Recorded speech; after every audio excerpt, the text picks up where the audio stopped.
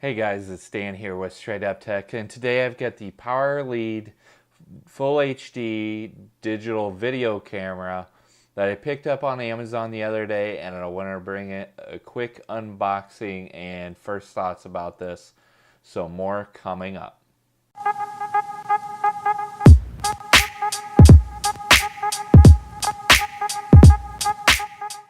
So those of you never been to my channel before, I'm about tech reviews, gadgets, unboxings, giveaways, and app reviews that you may use in your everyday life. So please go check out more. But enough of that, let's get right on into this. So I just want to bring you real quick the first impressions and unboxing of this. I just picked this up the other day. This comes around a $50 price tag on Amazon.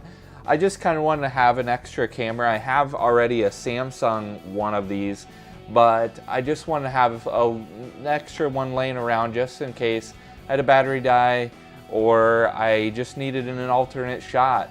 And so those of you guys that are doing a YouTube channel, a lot of you want to get alternate shots around you while you are shooting your video. And you can just have several cameras recording all at the same time, so you can lay those over and get some really awesome videos out of it. So you can see here, this is a full HD video camera. It takes digital pictures. Max megapixels is 24 megapixels, and it's got a 16 powerful zoom on it. Very inexpensive camera, so let's check this out and see if it's worth anything. So here in the box you've got your user manual, and then wow, okay, so here you've got a USB cable for charging, the power brick itself, and then the RCA video and audio jack that is for output on it. But also it comes with a nice carrying case that makes it real easy for you to store this away. So let's see here. Alright, so on inside we can see the camera. Tells all the features here real quick. It's got digital image stabilization, so that's really useful for you guys taking some videos out there. So if we look on the lens, so we've got an f3.2, so an f-stop of 3.2, and then the 7.36 millimeter lens on it. Looks like we've got a stereo output there. Coming around the back is the USB and then TV out there. So pretty easy. On the bottom here is the battery itself, plus then your SD card can slide in there, but this battery is just a standard removable, looks like it's a 1200 milliamp lithium ion battery, so that's pretty cool. Should last us quite a long time to take some decent videos. But you've also got a tripod mount on the bottom, so that's pretty helpful. So if we turn this thing on, oh, doesn't look like we have any power to turn it on right away, so we'll have to charge this up and see what we can get out of it.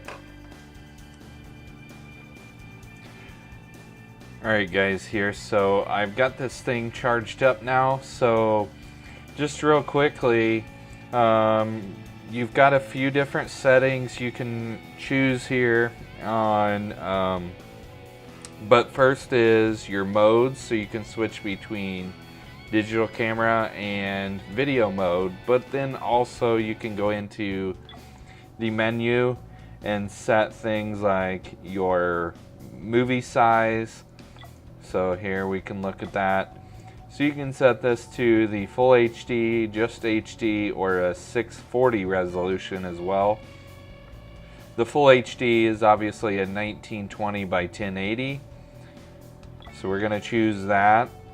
And then your metering mode. So you can do a center metering mode for your autofocus, multi, or spot. I'm going to leave it at the let's see, the multi-modes. So then we can come down to white balance, set that. I'm gonna leave it for auto right now. And then your effects, if you wanna go black and white or any of that.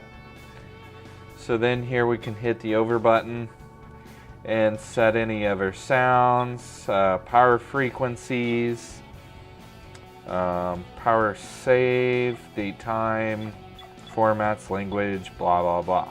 So overall, not a lot of different settings, but you can see here that it does take fairly okay video, and at full HD I'm sure this is going to turn out quite nice. I'm not for sure on the frames per second. I'll have to check out some of that and throw it down in the description down below what kind of frames per second this thing's going to output. But again, this is my first impressions, initial thoughts. So then to take video of yourself and do more of a vlog style video, here you can see that I'm taking video of myself. So hi guys. So here we can press the light button and then that turns on the light, but the only issue I see here is that it auto sets the exposure values to a 2+. So I'm gonna set those down to just flat, and I think it gets a lot better quality picture out of it. You can lower it just a little bit, maybe to get a little bit better color, and it looks like setting it too high, the auto white balance kind of washes things out. So let's turn that off and go right back into this. So as you can see, you can flip that camera, flip the screen around quite a bit. You've got a fair amount of settings. You've got your zoom, and looks like your zoom is kind of slow, not super quick. So that'd be one disadvantage there, and you can see my other camera. But you've got a quick fire photo button up here. Overall, I think looks pretty decent just for a sub $100 camera. You can't really expect a lot there. You're gonna get a lot better quality camera at the 200 and up range. So for full HD, I don't think you can beat it for the price. But again, this isn't, I don't think this is gonna be a full-time YouTuber or somebody that's wanting to use this as their primary camera. I probably wouldn't recommend it for that. Just stick with it for being kind of a backup camera, an extra camera to get extra different shots and something like that. So let me know what you think in the description down below. Hit the subscribe button if you like this. Leave some comments. Give me a thumbs up as well. But overall, I think I'm happy with this. So, but you know, well, let me know. We'll see what you guys' thoughts are on it. So anyhow, until next time, stay safe, and we will catch you on the next video.